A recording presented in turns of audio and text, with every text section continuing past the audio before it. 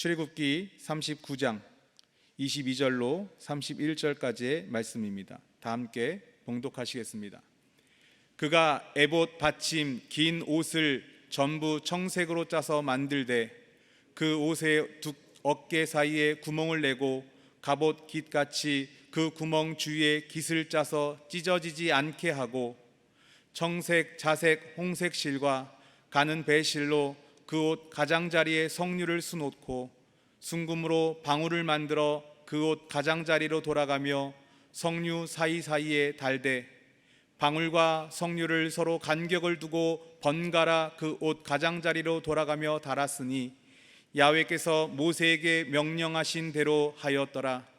그들이 또 직조한 가는 배로 아론과 그의 아들들을 위하여 속옷을 짓고 세마포로 두건을 짓고 세마포로 빛난 관을 만들고 가는 배실로 짜서 세마포 속바지들을 만들고 가는 배실과 청색, 자색, 홍색 실로 수놓아 띠를 만들었으니 야훼께서 모세에게 명령하신 대로 하였더라. 그들이 또 순금으로 거룩한 패를 만들고 도장을 새김같이 그 위에 야훼께 성결이라 새기고 그 패를 청색 끈으로 관 전면에 달았으니 야훼께서 모세에게 명령하신 대로 하였더라. 아멘. 할렐루야. 우리에게 새날을 허락하신 하나님께 감사를 드립니다. 또한 이 새벽에 주님 전이 찾아 나와 함께 예배하는 한 분 한 분을 주님의 이름으로 축복합니다. 저는 오늘 이 아침에 이 새벽에 하나님 앞에 서 있는 인생이란 제목으로 함께 은혜를 나누려고 합니다. 제가 케냐에 사역하고 있는데 우리 동료 선교사님이 계십니다. 우리 장로교 선교사님이신데 저한테 아주 재밌는 얘기를 해주셨어요. 몇 년 전에 한국에 오랜만에 들어와서 지내고 있는데 말씀 전할 수 있는 시간이 많이 없더라는 거예요. 많은 분들이 식사하자는 얘기는 하는데 강단에 세워주시는 분들이 없어서 그래서 온 지 며칠 동안 계속 만남사요. 식사하고 근데 갑자기 어느 분이 어느 교회에서 새벽에 말씀 좀 전해주세요 라고 해서 새벽에 가서 설교를 하고 이제 마무리를 지으면서 헌금 축복 기도를 그 교회 담임 목사님이 부탁을 해서 이 선교사님이 헌금 축복 기도를 했는데 그만 무심결에 습관적으로 식사 기도를 했대요. 얼마나 많이 식사를 다녔는지 그냥 무의식적으로 식사 기도를 한 거예요. 이 앞에 앉아있던 사모님이 조용히 나와서 여보 식사 기도 헌금. 그랬더니 남편 목사님이 이렇게 말씀해요. 이미 늦었어. 참 저는 감사합니다. 이렇게 지난주에 이어서 오늘도 선교사가 현지어로 설교하고 한국어로 설교하는 것이 항상 그리웠는데 귀한 강단을 내어주신 우리 항선우 담임 목사님께 다시 한번 이 자리를 빌어서 감사를 드립니다. 저도 한국에 왔더니 뭐 코로나 때문에 많지는 않지만 몇몇 분들이 식사를 하자고 해서 식사를 하고 이렇게 이야기를 나누었습니다. 보통 식사를 하게 되면 선교지 이야기를 많이 하게 되는데 오히려 그분들이 공통적으로 우리 교회 얘기를 많이 해주시더라고요. 목사님 우리 교회가 이렇게 되었어요. 이렇게 변했어요. 이렇게 많이 은혜 받고 있어요. 얼마나 자랑들을 하시는지 전 한편으로는 기분이 너무너무 좋았습니다. 이 코로나 시대에 이제 포스트 코로나 이후에 이제 교회의 상황은 많이 달라질 거라 얘기합니다. 그 대표적인 예로 유튜브가 상당히 활성화되어 있죠. 여러분 우리 교회에 유튜브 채널 구독자가 몇 명인지 아십니까? 처음에 생겼을 때 1000명이 되지 않았어요. 1000명이 돼야지 라이브로 방송이 송출이 됩니다.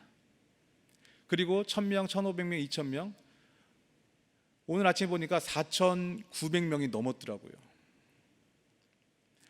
별로 놀라질 않으시네요. 앞으로 아마 이 교회에 성도 수가 몇 명이냐라고 했을 때 앞으로는 이 모이는 숫자보다 유튜브에 있는 구독자 수로 아마 정해질 것입니다. 그 이야기는 우리 교회에 기존 성도들뿐만 아니라 정말 많은 성도님들이, 또 많은 믿는 사람들이 함께 구독하고 또 이 말씀을 통하여서 은혜를 받고 있다라는 얘기겠죠. 그런 의미에서 우리는 상당히 자부심을 가질 필요가 있습니다. 제가 몇몇 분들에도 얘기를 했는데, 작년에 케냐에서 유튜브로 예배를 드리고 있는데 황선우 담임 목사님이 여기에 머그잔에 있는 여의도순복음 분당교회에 찍혀있는 머그잔을 보여주면서 여러분 찾아 나온 성도님들 한 분 한 분 다 받아가시라고. 근데 제가 케냐인데 그 머그잔이 너무 탐나는 거예요. 너무 받고 싶은 거예요. 머그잔이 없어서 그러겠습니까? 거기에 찍혀있는 여의도순복음 분당교회라는 그 소속감, 그 교회의 이름, 그것이 가치가 있기 때문에 정말 갖고 싶었습니다. 이 교회 여의도순복음 분당교회라는 네임 밸류에이션이 올라갔기 때문에 많은 성도들이 그 말씀을 통하여서 이 교회에 찾아 나오고 유튜브를 통하여서 은혜를 받는 것입니다. 정말 이 마지막 때에 하나님께서 귀하게 들어 쓰시는 귀한 교회가 되기를 소원합니다. 여러분, 의복 치료라는 말을 들어보신 적이 있습니까? 이 이야기는 어떤 옷을 입느냐에 따라서 그 사람들이 달라진다라는 이론입니다. 참 재미있게도 점잖은 사람들도 군복을 입게 되면은 말투가 상당히 험악해지고요, 행동도 거칠어집니다. 아마 남성분들은 경험하셨을 거예요. 예비군 훈련장에 가면 정말 재밌는 모습이 많이 나옵니다. 괜히 그냥 멀쩡했던 사람도 군복만 입게 되면 걸음걸이가 달라지고요, 이 군복을 이 벨트 안에 넣어야 되는데 풀어 헤치고요, 단추 두세 개는 기본적으로 풀어 헤칩니다. 말투도 이상해지고요. 이 직업을 떠나서 모든 남자들이 대부분 그런 것 같아요. 왜요? 이 군복에 대한 예전에 군 생활했었던 때 그런 생각이 떠올라서 그때의 모습들이 나타나는 게 아닐까 생각이 듭니다. 그러다가도 정장을 입게 되면 사람이 180도 바뀌게 되는 것이죠. 제가 오늘 이 새벽에 아주 이쁜 옷을 입고 나왔죠. 이 옷은 케냐 전통 의상입니다. 처음 입었던 것 같아요. 제가 예전에 2년 전에 한국에 가져왔었는데 입을 일이 없었는데 오늘 말씀이랑 좀 맞는 것 같아서 한번 입고 왔습니다. 케냐 전통 의상 중에서도 마사이 부족들이 입는 옷입니다. 여러분, 마사이 부족 들어보셨나요? 케냐의 아주 용맹스러운 것으로 유명한 마사이 부족들. 그 부족들의 특징을 보게 되면 사자를 맨손으로 때려잡습니다. 얼마나 용맹스럽냐면, 왜냐하면 그 사람들이 믿는 것은 그들이 믿는 신이 본인들에게 이 세상의 소를 맡겼다라고 믿고 있어요. 그런데 이 사자가 먹을 것이 없으면 마을로 내려와요. 그래서 소를 다 물어 뜯어놓고 죽여놓습니다. 실제로 케냐에 있으면 그런 뉴스를 많이 접해요. 사자 7마리가 마을로 내려와서 소 47마리를 죽이고 가고. 그러니까 이 마사이 부족들은 그 마을에 한 빌리지당 10명의 군인들을 세워서 모란이라고 하는데, 그 사람들이 밤새 이 소들을 지키는 거예요, 사자로부터. 그래서 그 사람들이 즐겨 입는 옷이 이런 옷인데, 저는 오늘 파란색을 입었잖아요. 근데 그 사람들은 빨간색, 이 똑같은 무늬의 빨간색을 주로 입습니다. 왜냐하면 이 빨간색이 피해 상징이기도 하고 또 용맹, 그들에게 그 전투력을 상승시키는 거예요. 그 케냐는 치안이 좋지 않기 때문에 거의 모든 건물마다 건물을 지키는 이제 와치맨이라고 하죠, 가드들이 있어요. 그래서 요즘은 많이 줄어들고 있는 추세지만 이 마사이 부족 출신들이 용맹스럽기 때문에 집을 지킵니다. 우리 미션 센터도 지키는 가드가 있는데 그 사람이 마사이 부족이에요. 한 5년 전인가 우리 미션 센터에 밤에 떼강도가 들었어요. 떼강도가. 근데 이 친구가 마을에 본인의 고향에 잠시 연말이라서 갔다 오는 그 사이에 그만 강도가 들었어요. 뭐 다행히도 하나님께서 지켜서 인명사고는 없고 강도들이 이제 도망가는 하나님께서 지켜주셨습니다. 그런데 이 가드가, 이 친구가 다녀서 화가 난 거예요. 자기 자존심이 너무 상한다는 거예요. 그래서 저한테, 미셔너리 나한테 화살을 하나 사달라는 거예요. 이 권총 강도를 자기가 때려잡겠다는 거예요. 그래서 제가 하지 말아라 하지 않고 아주 좋은 걸로 사줬습니다. 그래도 이 친구가 아침부터 내내 나무에다 대고 쏘는 거예요, 화살을. 그래서 내가 얘기 물어봤어요. 아니, 여기 강도가 들어오면 권총을 들고 들어올 텐데 이 화살로 어떻게 지키려고 하냐? 그랬더니 미셔너리 모르는 소리 하지 말래요. 여기 사람들이 제일 무서워하는 게 화살이라는 거예요. 왜? 권총은 한 번에 쏘면 되잖아.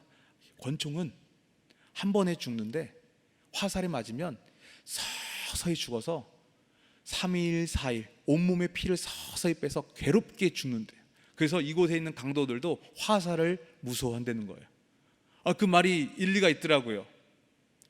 이 권총은요 50%가 가짜예요. 진짜같이 생긴 권총은 가짜고요, 장난감 총같이 생긴 거는 또 진짜예요. 그런데 이 화살은 100% 진짜잖아요. 이 마사이 부족, 그들이 입는 이 빨간색 옷, 제가 왜 이 설명을 드리냐면은 오늘 우리가 함께 나눌 이 말씀이 바로 의복, 옷에 관한 이야기이기 때문입니다. 오늘 말씀은 이 제사장이 입는 이 의복에 대해서 말씀하시는 이유가 무엇이겠습니까? 겉옷, 그리고 머리에 쓰는 패, 관, 속옷, 그리고 속바지, 이렇게 상세하게 대제사장 의복에 대해서 말씀하고 있습니다. 그 이유는 분명합니다. 하나님께서 명령하신 대로 의복을 입지 않고 하나님의 성소에 들어온다면 대제사장이나 제사장이나 할 것 없이 모두가 죽게 될 것이기 때문입니다. 마태복음 22장에 보면 임금의 아들의 혼인잔치에 참여했는데 의복을 갖춰 입지 않은 그러한 사람들은 수족이 묶인 채, 결박당한 채 바깥 어두운 데로 쫓겨서 일을 갈게 된 사람들에 대한 비유가 나옵니다. 예복을 입지 않고 왕 앞에, 왕의 잔치에 앉아 있다가 왕에게 큰 처벌을 받게 된 것이죠. 성경은 우리에게 하나님의 방식대로 하나님을 섬기라고 가르치고 있습니다. 오늘 우리가 함께 읽은 말씀 가운데 25절, 26절에 저는 오늘 이 새벽에 주목하기를 원합니다. 바로 금 방울에 대해서 설명하고 있습니다. 순금으로 방울을 만들어 그 옷 가장자리로 돌아가며 성류 사이사이에 달되 방울과 성류를 서로 간격을 두고 번갈아 그 옷 가장자리로 돌아가며 달았으니 야훼께서 모세에게 명령하신 대로 하였더라. 왜 이 방울이 중요한지 제가 한번 설명을 드려보도록 하겠습니다. 이 금방울은 대제사장이 움직일 때마다 소리를 냈습니다. 제 옷을 보게 되면 여기 새가 있죠. 이것도 움직일 때마다 소리가 납니다.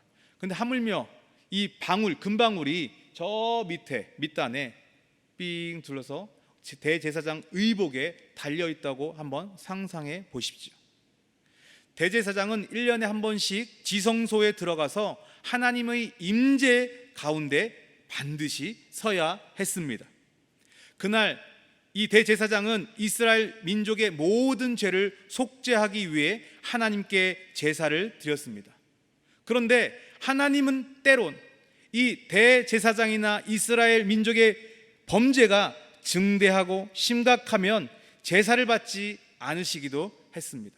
그런 상황이 되면 제사장은 죽게 되는 거예요. 그렇기 때문에 금방울 소리는 하나님의 용서를 알리는 기쁨의 소리였던 것입니다. 하나님이 그들의 제사를 연납하시고 모든 죄를 용서하시면 이 대제사장은 금방울 소리를 내면서 지성소를 나올 수 있었습니다. 한번 상상해 보십시오.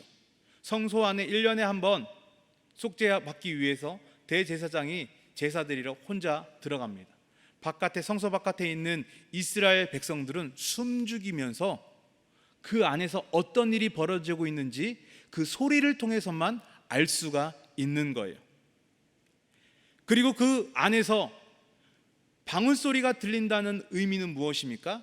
하나님께서 그 제사를 받고 계신다는 거예요.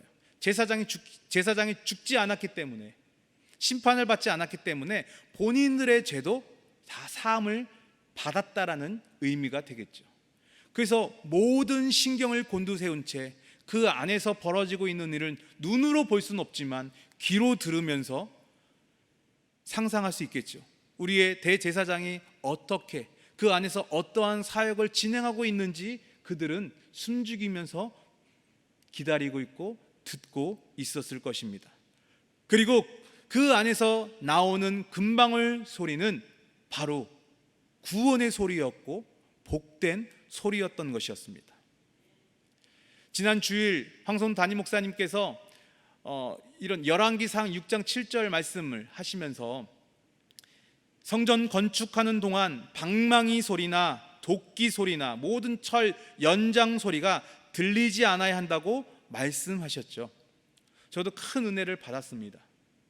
우리 교회 안에서 들려야 할 소리는 우리의 소리가 아니고 우리의 목소리가 아니고 우리의 세상적인 이야기가 아닌 바로 하나님의 말씀밖에 없음을 기억하시길 바랍니다. 만약에 바깥에 서서 대제사장을 기다리던 이스라엘 백성들이 자신들의 소리를 내고 정말 시끄럽게 했다면 그 소리를 들을 수 없었을 거예요.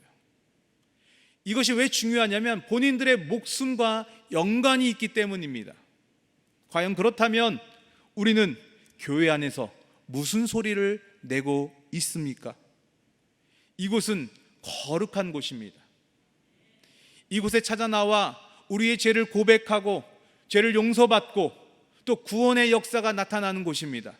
이러한 거룩한 곳에 우리의 목소리를 자꾸 낸다면, 우리의 소리가 커진다면 하나님께서 우리의 예배를 또 어떤 사람의 예배를 받으시고 받지 않으실 수 있다는 것이죠. 우리가 주목해야 될 것은 그 안에서 벌어지고 있는 금방울 소리가 계속해서 이어지고 있는지 우리는 생각해 봐야 된다는 것이죠. 지성소에 들어갈 수 없는 일반 백성들에게는 그들이 그 안에서 들리는 방울 소리를 통해서 제사장의 움직임을 상상해 볼 수 있습니다.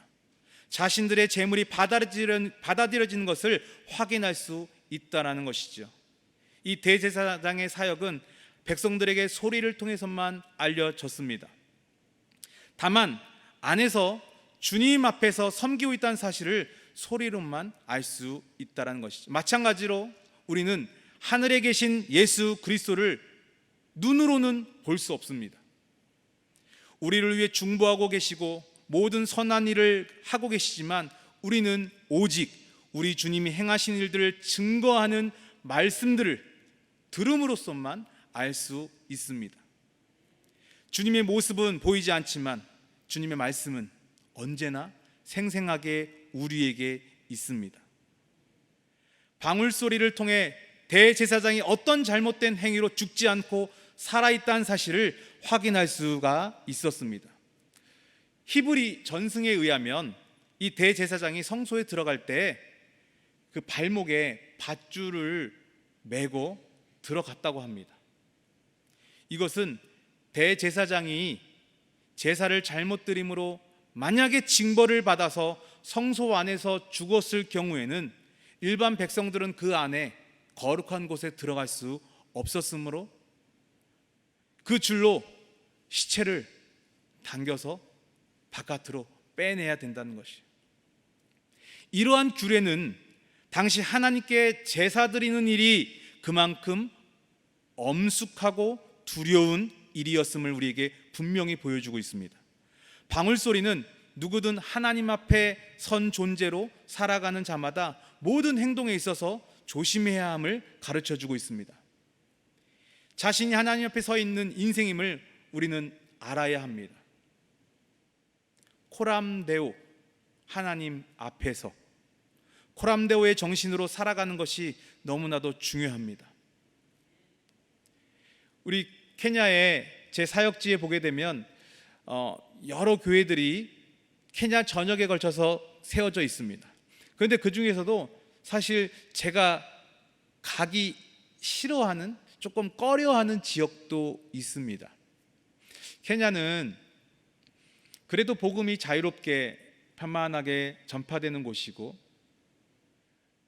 그렇게 위협을 많이 당하지 않는데 일부 지역, 한 3개 정도 되는 지역, 소말리아부터 이어지는 지역이 있습니다. 그 지역은 상당히 위험합니다. 알샤밥이라고, 그 사람들이 너무나 왕성하게 활동을 하고 있어서 케냐 뉴스를 보게 되면 하루가 멀다 하지 않고 계속해서 테러가 일어나요. 크고 작은 테러들이 일어납니다. 뭐 지나가는 차에, 또 건물에, 학교에, 교회에 총기 난사, 뭐 폭탄 테러, 이런 것들이 그 지역에서 일어나는 거예요. 그런데 우리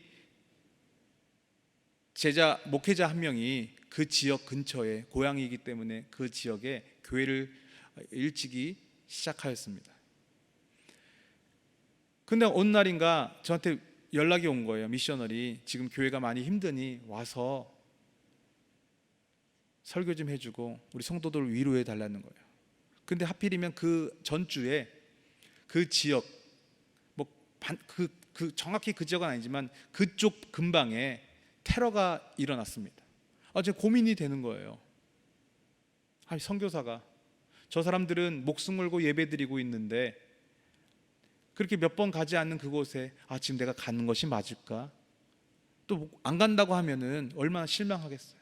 그래서 정말 기도 많이 하고 그곳에 갔습니다. 근데 정말 너무나 열악하더라고요. 그 목회자가 뭐라고 얘기하냐면은 이 지역에 교회가 32개인가 있다는 거예요. 땅이 엄청나게 넓은데 좀 먼 곳에 하나씩 있는 거죠. 근데 반 이상들은 성도들이 다 도망가고 좀 아주 소수 인원이 남아서 예배를 드리고 있다는 거예요. 그런데 성도들이 어떻게 예배를 드리냐면 조그만한 다 쓰러져가는 성전 안에서 예배를 드릴 때 행여나 알샤밥이라는 과격 이슬람 단체의 사람들이 들어와서 총을 쏘고 가진 않을지, 바깥에서 수류탄을 던지고 도망가진 않을지 늘 두렵고 떨리는 마음으로 주님 앞에 나와서 예배를 드리고 있다는 거예요. 저는 그때 정말 몇 개월 만에 한 번 그 교회에 찾아가서 예배 드리는데도 벌벌벌 떨리고 긴장되고, 가는 길 오는 길, 그때 드렸던 그곳에서의 말씀과 예배는 그냥 보통의 예배가 아니었습니다. 왜 그곳 성도들이 목숨 걸고 하나님께 예배할 수 있었겠습니까? 코람데오, 하나님 앞에서. 이 코람데오라는 이 말은 앞으로 우리에게 더 많이 쓰여질 것입니다. 이 코로나 시대로 인하여서 대면 예배가 점점 사라지고 있고 어느덧 유튜브로, 온라인으로 예배드리는 것이 자연스러워졌습니다.